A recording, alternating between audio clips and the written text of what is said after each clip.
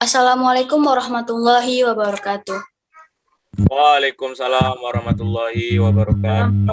Warahmatullahi wabarakatuh. Baiklah, sebelum dimulainya debat pada hari ini, izinkan saya memperkenalkan diri terlebih dahulu. Perkenalkan, nama saya Sonia Alda Hafifah Nasution, NIM 1813030037. Langsung saja, mosi yang akan didebatkan pada kesempatan kali ini dengan tema penghapusan pasal 27 Undang-Undang ITE. Adapun kedua tim yang akan berdebat pada hari ini adalah tim pro, di mana tim pro beranggotakan Nur Alia Anggraini, Nila Sari Arneli, Zona Aprilia, dan Mentari Islami. Selanjutnya itu ada tim kontra yang beranggotakan Muhammad Ilham, Marsanova, Opil Saputra, dan Rahmadona. Baik, sekarang ini kita akan mendengar masing-masing pendapat tentang penghapusan pasal 27 Undang-Undang ITE ini, yang mana topik ini begitu hangat dibicarakan oleh masyarakat. Karena pada saat ini kita juga memiliki tim pro dan tim kontra. Nanti tentu saja masing-masing tim pro dan tim kontra akan menyampaikan pendapat dan landasan mereka tersendiri dalam menjelaskan argumen mereka yang mana mereka pegang. Baik, untuk tidak berlama-lama, langsung saja kita dengarkan statement pembuka dari tim pro terlebih dahulu. Baik, langsung saja kepada tim pro untuk menyampaikan opening statement-nya. Kepada tim pro, saya persilahkan waktu dan tempat. Terima kasih sebelumnya moderator. Baiklah, terkait pada mosi pada pagi hari ini, saya akan menyampaikan tentang kalimat kebebasan berpendapat.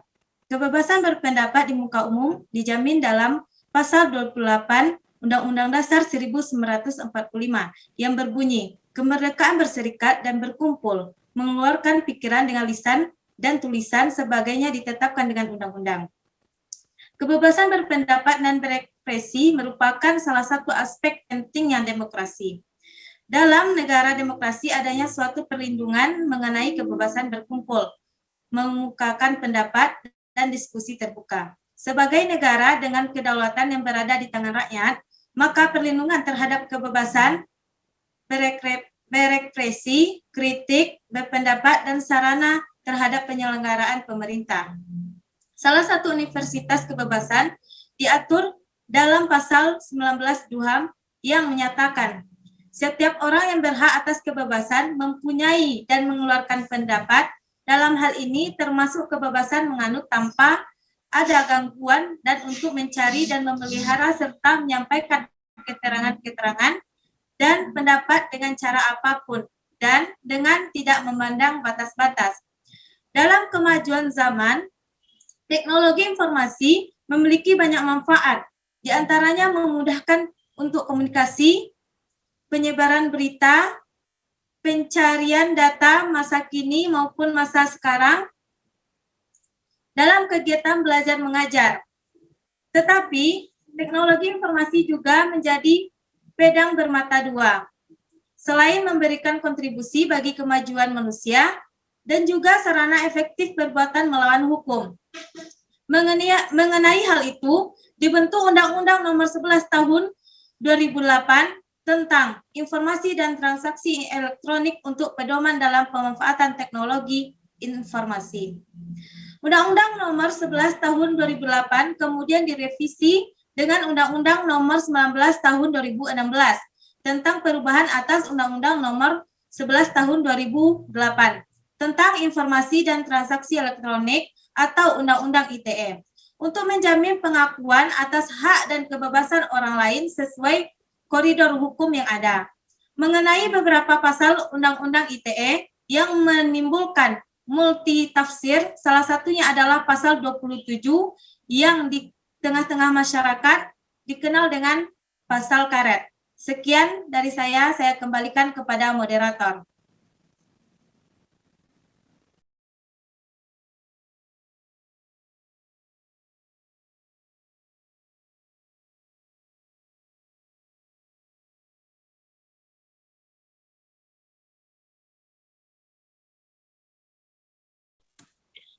Baik, terima kasih kepada tim pro yang telah menyampaikan opening statement-nya. Saya berikan kepada tim kontra untuk bertanya perihal statement yang telah disampaikan oleh tim pro tadi. Kepada tim kontra saya persilakan.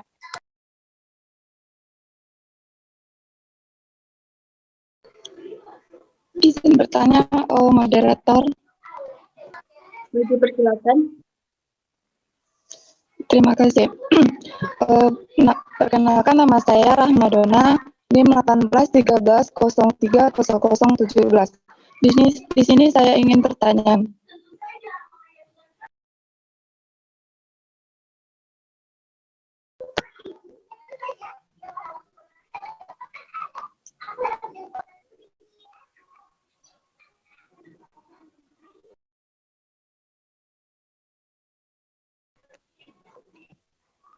Apa yang menjadi alasan kuat atau landasan tim pro untuk begitu gigihnya ingin pasal 27 IT ini dihapuskan?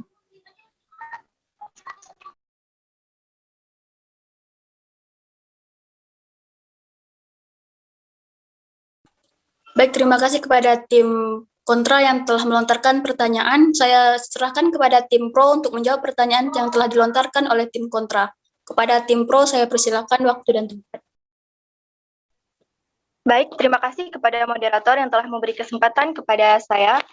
Perkenalkan, nama saya Nur Alia Anggraini dengan NIM 1813030034. Baiklah, menjawab pertanyaan dari saudara kontra kami tadi yang menanyakan apa sih alasan terkuat kami agar pasal 27 Undang-Undang ITE ini dihapuskan. Yang pertama itu adalah bukti data dari SODES ASEAN Freedom of Expression Network yang mana tercatat 271 laporan ke polisi terkait Undang-Undang ITE, yaitu tentang pasal 27 ayat 1 Undang-Undang ITE terkait dengan konten yang melanggar kesusilaan. Kemudian pasal 27 ayat 3 Undang-Undang ITE terkait dengan penghinaan dan pencemaran nama baik. Kemudian bukti kedua kami yaitu merujuk pada situs registrasi Mahkamah Agung juga sudah tercatat sebanyak 508 perkara yang menggunakan Undang-Undang ITE pada umum. Dari tahun 2011 sampai tahun 2018 sudah tercatat yang paling banyak itu perkara tentang pidana pencemaran atau penghinaan nama baik. Kemudian kami dari tim pro juga menilai bahwa pada pasal 27 ayat 3 Undang-Undang ITE ini sangat bertentangan dengan hak mendasar warga negara yang sudah dijamin di dalam Undang-Undang Dasar 1945. Ada 5 alasan mengapa pasal 27 ayat 3 Undang-Undang ITE ini bertentangan dengan pasal 27 dan pasal 28 Undang-Undang Dasar 1945. Yang pertama itu bertentangan dengan prinsip negara hukum, bahwasanya pasal 27 ayat 3 Undang-Undang ITE ini tidak mencerminkan suatu aturan yang jelas dan mudah dipahami. Kemudian yang kedua, pasal 27 ayat 3 Undang-Undang ITE ini sudah melanggar azas lek certa. Maksud dari azas lek certa ini adalah bahwa suatu undang-undang itu harus dirumuskan secara terperinci dan cermat. Namun pada kenyataannya sama-sama kita ketahui ada beberapa kata atau kalimat di dalam pasal 27 ayat 3 Undang-Undang ITE ini yang tidak dijelaskan secara terperinci. Di antaranya itu ada kata mentransmisikan, mendistribusikan, dan ada kalimat tanpa hak, juga ada kalimat dapat diaksesnya. Nah, itu menurut tim pro itu tidak dijelaskan secara terperinci di dalam Undang-Undang ITE ini gitu. Kemudian yang ketiga itu adalah melanggar prinsip kedaulatan rakyat, yang mana diantaranya kita ketahui bahwa saat kita ingin memilih para pejabat negara kita gitu dalam pemilu, kita juga harus tahu bagaimana latar belakang dari para pejabat kita itu gitu. Nah, salah satu caranya kita mengetahui bagaimana karakter si calon pejabat kita ini, kita memperoleh informasi dari teknologi gitu. Nah, kita ketahui dan itu pun juga pasti didukung oleh tim kontra, bahwa kita ketahui bahwa tujuan utama dari Undang-Undang ITE ini adalah untuk memberi kemudahan bagi masyarakat memperoleh informasi gitu sebagai sarana komunikasi, sebagai alat penyebar informasi. Namun pada kenyataannya kami dari tim pro menilai bahwa penerapan dari pasal 27 Undang-Undang ITE ini bertolak belakang dengan tujuan utamanya gitu. Saya menilai bahwa ini Undang-Undang ITE ini malah berpotensi untuk menyumbat informasi, kebebasan berpendapat kita gitu. Kemudian yang keempat, pasal 27 ayat 3 Undang-Undang ITE ini tidak dijelaskan secara tegas dan tidak mengklasifikasikan apa sebenarnya kriteria-kriteria bagi seseorang yang telah melakukan penghinaan atau pencemaran nama baik gitu. Kemudian yang kelima, berpotensi melanggar kebebasan berekspresi, berpendapat dan menyebarkan informasi. Nah, itulah alasan dari kami tim Pro mengapa sangat gigih akan penghapusan pasal 27 Undang-Undang ITE ini. Sekian dari kami tim Pro. Terima kasih, saya kembalikan kepada moderator. Baik, terima kasih kepada tim Pro yang telah menjawab pertanyaan dari tim Kontra. Saya kembalikan kepada tim Kontra, bagaimana, apakah sudah paham dan jelas jawaban dari tim Pro tadi? Baik, terima kasih atas jawabannya. Cukup dan jelas, paham saya. Namun nanti ada statement dari kami yang bisa membuat Anda berpikir lagi. Terima kasih. Baik, terima kasih kepada tim Kontra. Saya kembalikan kepada tim Pro untuk menyampaikan closing statement-nya. Kepada tim Pro, saya persilakan waktu dan tempat untuk menyampaikan closing statement-nya. Terima kasih moderator. Saya Nila Sari Arneli, NIM 1813030030, akan membacakan penutup emosi kita pada hari ini. Walaupun kami dari tim Pro mendukung akan hal itu, tetapi kami memberikan solusi terkait mosi yang kita angkat pada hari ini. Yang pertama, kami tim Pro tetap pada pendirian kami agar pasal 27 Undang-Undang ITE dihapuskan atau dihilangkan. Karena apabila dicermati bahwasanya pasal 27 Undang-Undang ITE ini multitafsir. Artinya, terdapat ketidakjelasan tolak ukur dari pelanggaran yang diatur, misalnya terkait kesusilaan, kebencian, penghinaan. Undang-Undang ITE hendak dilengkapi rumusan pasal dengan tolak ukur yang jelas dan rinci, sehingga tercipta kepastian hukum. Yang kedua, perbaikan Undang-Undang ITE merupakan solusi yang dapat dilakukan karena penegakan hukum sangat berguna pada kejelasan pengaturan. Baik, itulah dari saya. Terima kasih. Saya kembalikan ke moderator. Baik, terima kasih saya ucapkan kepada tim Pro yang telah menyampaikan statement-statementnya berkaitan dengan penghapusan pasal 27 Undang-Undang ITE ini. Selanjutnya saya akan memberikan waktu kepada tim Kontra untuk menyampaikan opening statement-nya. Kepada tim Kontra saya persilakan waktu dan tempat. Baik, terima kasih kepada moderator yang telah memberikan kesempatan kepada kami untuk yang pertama menyampaikan opening statement kami dari tim Kontra, yaitu kita untuk berangkat terlebih dahulu itu kepastian hukum tentang Undang-Undang ITE ini. Kepastian hukum itu diartikan sebagai norma yang jelas sehingga menjadikan pedoman terhadap masyarakat dalam peraturan.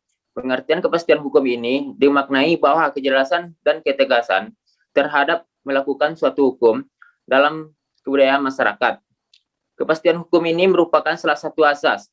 Hukum harus menjadikan prinsip dan membentukkan peraturan undang-undang dan menerapkan dan kepastian hukum ini sangat penting dilakukan dalam peraturan Mahkamah Agung. Dalam peraturan Mahkamah Agung nomor 1 tahun 2011, peraturan Mahkamah Agung ini terhadap permasalahan yang dihadapi. Oleh karena itu, dalam Undang-Undang ITE ini harus ada kejelasan tentang pengujian peraturan ini undang-undang. Dalam tata prosedurnya, peraturan undang-undang tentang Undang-Undang ITE ini sudah diujikan terhadap Mahkamah Agung. Pelaksanaannya dan keputusannya terhadap undang-undang ini. Dalam kasus ini, Undang-Undang ITE harus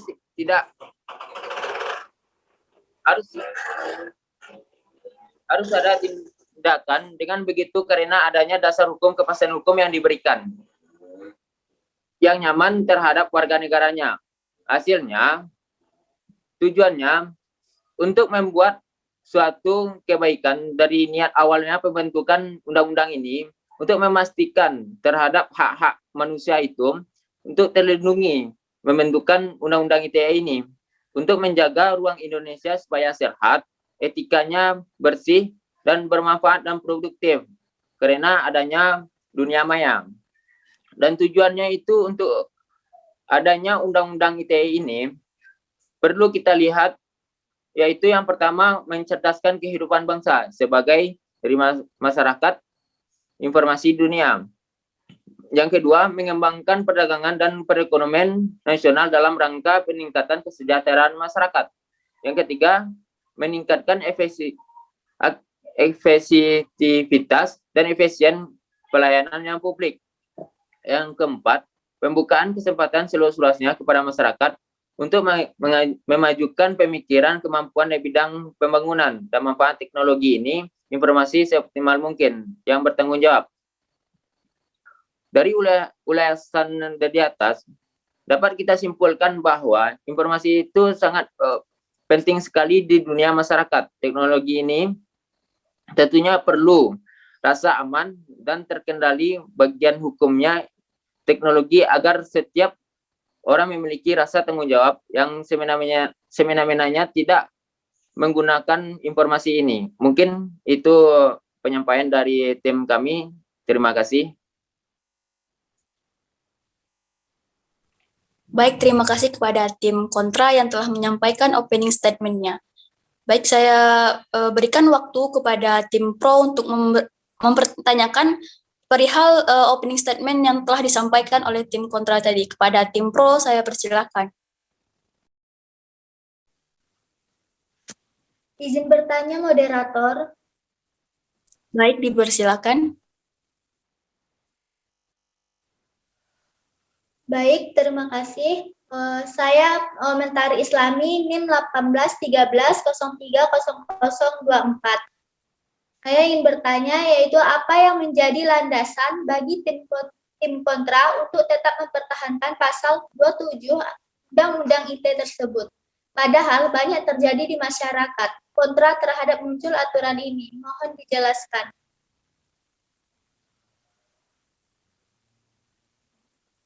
Baik, terima kasih kepada tim pro yang telah memberikan pertanyaan kepada tim kontra. Saya persilakan kepada tim kontra untuk menjawab pertanyaan dari tim pro tersebut. Kepada tim kontra, saya persilahkan. Baik, terima kasih moderator. Saya Muhammad Ilham, NIM 1813030088, akan menjawab pertanyaan dari tim pro. Terima kasih sebelumnya atas pertanyaannya. Kami tim kontra tidak serta-merta setuju terhadap penghapusan pasal 27 Undang-Undang ITE ini. Ada beberapa landasan kami kenapa tidak setuju terhadap penghapusan pasal 27 Undang-Undang ITE ini. Yang pertama, karena tentu saja kita sama-sama sadar dan mengetahui bahwa negara Indonesia adalah negara hukum. Ketentuan ini tercantum dalam pasal 1 ayat 1 hasil amandemen Undang-Undang 1945 yang menyatakan negara Indonesia adalah negara hukum. Jika dilihat dari ketentuan tersebut, maka semua aspek kehidupan, baik di bidang sosial, politik, budaya, ekonomi, itu semuanya diatur dan dibatasi oleh norma-norma atau kaedah hukum yang berlaku. Oleh karena itu, dengan adanya Undang-Undang Nomor 19 Tahun 2016, Undang-Undang Nomor 11 Tahun 2008 tentang Informasi dan Transaksi Elektronik, dan KUHP, pemerintah telah mengambil langkah yang dinamis, yaitu dengan mengikuti keadaan sosial, budaya, perkembangan teknologi dalam masyarakat sesuai perkembangan zaman, agar hal-hal ini dapat dicegah. Yang kedua, munculnya aturan hukum juga sebagai konsekuensi dari Indonesia yang menganut negara hukum yang berkewajiban melindungi hak-hak asasi masyarakat berdasarkan hukum. Yang ketiga, keberadaan Undang-Undang ITE adalah untuk memberikan keamanan dan rasa nyaman bagi setiap warga negara yang berpendapat atau berargumen dalam media sosial. Kebebasan yang diberikan oleh negara bukan serta-merta sebuah kebebasan yang mutlak, seperti hukum rimba, di mana mereka yang kuatlah yang berkuasa. Undang-Undang ITE itu diberlakukan untuk membawa argumen atau ujaran yang sehat dalam media sosial, di mana tidak ada pihak yang tersakiti dalam setiap argumen, serta menjauhkan masyarakat dari ujaran-ujaran kebencian yang tidak memiliki dasar. Masyarakat dibebaskan berpendapat selama itu berdasar dan juga tidak memecah belah. Itulah fungsi keberadaan sebenarnya Undang-Undang ITE ini. Seperti orang tua yang memberikan kebebasan kepada anaknya untuk berekspresi, namun tetap selalu mengawasi dan memberikan teguran tak kala sang anak telah melakukan hal yang menyimpang. Lalu yang keempat, Sekarang pelanggaran hukum di dunia nyata memungkinkan terjadi secara virtual, sehingga Undang-Undang ITE ini diperlukan karena kegiatan di ruang cyber tidak dapat didekati dengan ukuran hukum konvensional saja. Kalau ditempuh dengan hukum konvensional saja, maka banyak yang lolos dan kesulitan dalam pemberlakuan hukum. Dan juga perlu kita sadari keadaan masyarakat kita yang masih kurang kesadaran akan etika dan tanggung jawab dalam bersosial media. Jika kita lihat ke belakang, netizen kita begitu terkenal baik secara nasional maupun internasional, sangat barbar dalam berkomentar di dunia internet. Seakan-akan jari netizen kita tidak mengontrol apa yang patut dan tidak patut disampaikan ke khalayak umum. Sehingga kami pun merasa ungkapan bagaimanapun juga kebebasan perlu dibatasi, terasa sangat sesuai dengan keadaan pengguna internet di tanah air. Mungkin itu yang bisa saya sampaikan untuk menjawab pertanyaan dari tim kontra. Saya kembalikan kepada moderator. Terima kasih. Baik, terima kasih kepada tim kontra yang telah memberikan jawaban terhadap pertanyaan dari tim pro tadi. Saya kembalikan kepada tim pro yang bertanya apakah sudah paham dan cukup jelas jawaban dari tim kontra tadi. Baik, terima kasih atas jawabannya yang cukup jelas dan saya pahami. Saya kembalikan kepada moderator. Terima kasih. Terima kasih. Baiklah, selanjutnya saya akan mempersilahkan tim kontra untuk menyampaikan closing statement-nya. Kepada tim kontra, saya persilahkan waktu dan tempat. Oke, baiklah. Terima kasih kepada moderator. Ini closing statement dari saya, Marsnova, dengan NIM 1813000015, perwakilan dari tim kontra. Untuk itu, masyarakat Indonesia pengguna media sosial atau medsos harus lebih bijak dalam menggunakan media sosial untuk mengekspresikan kebebasan berpendapat, tidak terjerat dalam kasus pidana. Selain itu, ekspresi kebebasan berpendapat ini harus memegang etika agar tidak terjerat pada kasus hukum pidana di Indonesia pada Undang-Undang Nomor 19 Tahun 2016, Undang-Undang Nomor 11 Tahun 2008 tentang Informasi dan Transaksi Elektronik atau ITE.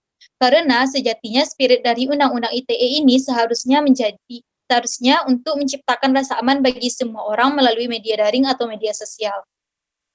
Nah, karena itulah kami memandang perlu adanya literasi digital bagi masyarakat, khususnya dalam produksi konten digital. Memang konsumsi konten digital di Indonesia masih oke, tetapi untuk memproduksi konten digital masih kurangnya pengetahuan. Kita mengusulkan perlu komitmen semua pihak, termasuk di bidang pendidikan, dengan masukkan kurikulum literasi digital dan membuat program nasional literasi digital. Oleh karena itu, kita tidak bisa langsung main minta hapus aturan yang ada. Karena jika main cepat asal hapus, di mana lagi spirit yang menciptakan rasa aman bagi semua orang dalam menggunakan media daring bisa terjamin karena tidak hanya cukup dengan adanya hukum konvensional saja. Namun, jika ada solusi dalam menjembatani kesenjangan ini, itu lebih bijak. Sehingga apa yang dirasa kurang bisa ditambah, apa yang dirasa tidak sesuai atau salah bisa sama-sama diperbaiki. Dan tentunya hal ini dilakukan secara bersama dengan pembahasan secara mendalam dengan mempertimbangkan secara matang baik buruk setiap keputusan. Baiklah, mungkin itu closing statement dari saya kembalikan kepada moderator. Terima kasih. Baik, terima kasih kepada tim kontra yang telah menyampaikan opening statement dan closing statement-nya. Baik, di sini saya akan menyimpulkan hasil dari debat kita pada hari ini, mungkin sekaligus untuk menutup debat pada hari ini, di mana tadi kita sudah mendengarkan statement-statement dari tim pro dan tim kontra, di mana tim pro dan tim kontra juga sekaligus memberi solusi dari masing-masing permasalahan dan memberikan jalan tengahnya. Nah, dari yang dapat saya pahami, ada beberapa kesimpulan tentang perdebatan yang dilakukan oleh tim pro dan kontra tadi. Yang pertama, tim pro tetap pada pendiriannya agar pasal 20 Undang-Undang ITE ini dihapuskan atau dihilangkan. Karena apabila dicermati bahwasanya pasal 27 Undang-Undang ITE ini merupakan pasal yang multi tafsir. Artinya, terdapat ketidakjelasan tolak ukur pelanggaran yang diatur. Misalnya, terkait kesusilaan, kebencian, penghinaan. Nah, di mana Undang-Undang ITE ini hendaknya dilengkapi dengan rumusan pasal dengan tolak ukur yang jelas dan rinci, sehingga terciptanya kepastian hukum. Yang kedua, adanya perbaikan Undang-Undang ITE ini merupakan solusi yang dapat dilakukan karena penegakan hukum sangat bergantung pada kejelasan pengaturannya. Nah, yang ketiga, perlunya literasi digital bagi masyarakat, khususnya dalam memproduksi konten digital, di mana pada saat mengkonsumsi konsumsi digital ini di Indonesia masih oke, tetapi untuk memproduksi konten digital itu masih sangat kurang pengetahuan terhadap itu. Nah, yang keempat, tidak langsung main hapus atau aturan yang ada. Karena jika main cepat asal hapus, di mana lagi spirit untuk menciptakan rasa bagi semua orang dalam menggunakan media daring itu bisa terjamin. Nah, mungkin sekian kesimpulan yang bisa saya sampaikan pada debat kali ini. Semoga kita semua dapat memahami permasalahan ini dan bisa sama-sama memberikan solusi terhadap pertentangan ini. Dan tentu juga kita di masa milenial ini, di era teknologi 4.0, tetap selalu bijak dan berhati-hati dalam berteknologi, khususnya bersosial media. Ketika kita sama-sama menjaga, tentu masalah tidak akan muncul pula. Sekian dari saya, sebagai moderator, mohon maaf apabila ada kesalahan. Saya ucapkan terima kasih kepada tim pro dan tim kontra yang telah bersedia menyampaikan statement-statementnya. Untuk itu, kami segenap tim pro dan tim kontra serta moderator memohon izin. Kami akhiri. Wassalamualaikum warahmatullahi wabarakatuh. Waalaikumsalam warahmatullahi wabarakatuh.